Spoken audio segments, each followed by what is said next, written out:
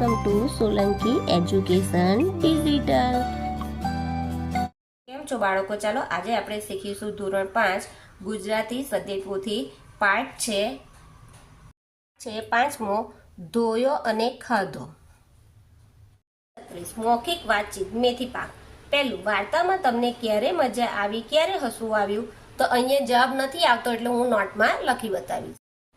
વાર્તામાં મને ધાબળધીંગી રીંછણીના ફટકાથી બચવા જતા પહેલવાન રીંછ ખાઈમાં પડી જાય છે। બચ્ચા પહેલવાનની નજીક જાય તો તે ધાબળધીંગીના ડરના કારણે ગભરાઈને ભાગે છે।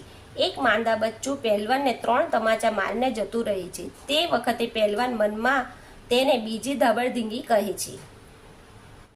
ત્યારે મજા આવી। પહેલવાન બચ્ચાને હવામાં ઉડાડે છે અને બચ્ચું રાડારાડી કરે છે। ત્યારે ધાબળધીંગી પહેલવાનને બરાબર મેથી પાક ચખાડે છે અને તે અપમાનને ભૂલી જવા ખૂણામાં લપાઈ જાય છે। થોડા દિવસો પછી બીજા એક બચ્ચાને પાણીમાં ઊંડું જબોડી દે છે અને બચ્ચું કારમી રાડ પાડે છે। ત્યારે ધાબળધીંગી પાણીમાં ઝપલાવીને પહેલવાનને ધોઈ નાખે છે। તે વખતે લાચાર થઈને ધાબળધીંગીથી બચવા 1 કલાકથી વધારે સમય પાણીમાં રહે છે। ત્યારે ખૂબ હસવું આવ્યું। તમને કઈ કઈ વાતની નવાઈ લાગી? વિશે તેના બચ્ચાને એક ઝાપટ લગાવી દીધી, તે એક નવાઈ કહેવાય। રીંછ અને રીંછણીના નામ સાંભળીને તેના સ્વભાવ વિશે શા વિચાર આવે છે? નામ પહેલવાન છે તેથી વિચાર આવે છે કે તે ખૂબ શક્તિમાન અને નીડર હશે, પરંતુ હકીકતમાં એવું નથી। તે રીંછણી સામે ડરપોક બની જાય છે।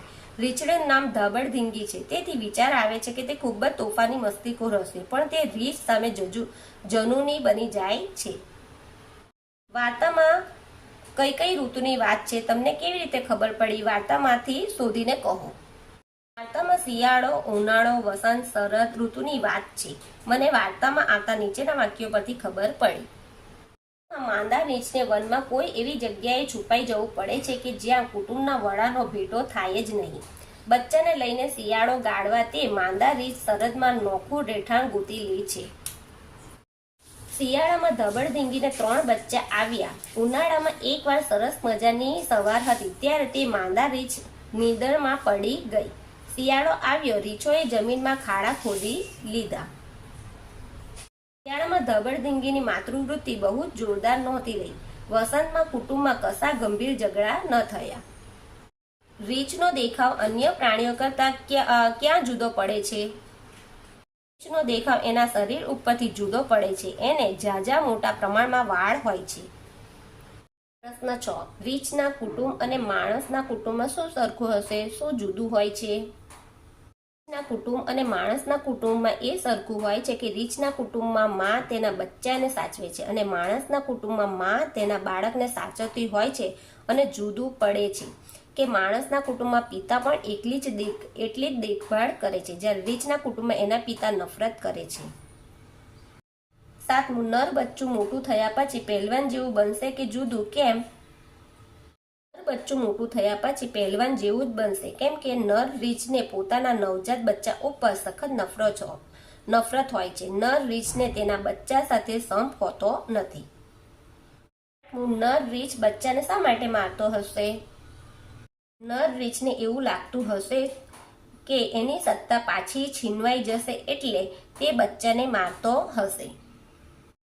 તમારે પહેલવાનને 2 સલાહ આપવી હોય તો શું આપો? પહેલવાનને 2 સલાહ આપવી હોય તો નીચે પ્રમાણેને આપો। પહેલું, પોતાના બચ્ચા પ્રત્યે નફરત નહીં, પ્રેમ રાખવો। બીજું, પોતાનું અપમાન થાય તેવા કાર્યો કરવા નહીં। 10મું, વાર્તામાં હવે પછી શું થશે તેવું લાગે છે?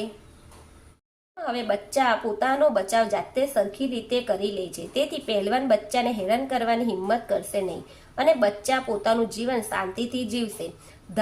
ધાબળધીંગીની બચ્ચા પ્રત્યેની માતૃવૃત્તિ હવે પહેલા જેવી જોરદાર રાખવાની જરૂર ન રહેતા તે પણ હવે નિશ્ચિત બનીને પોતાનું જીવન જીવી શકશે।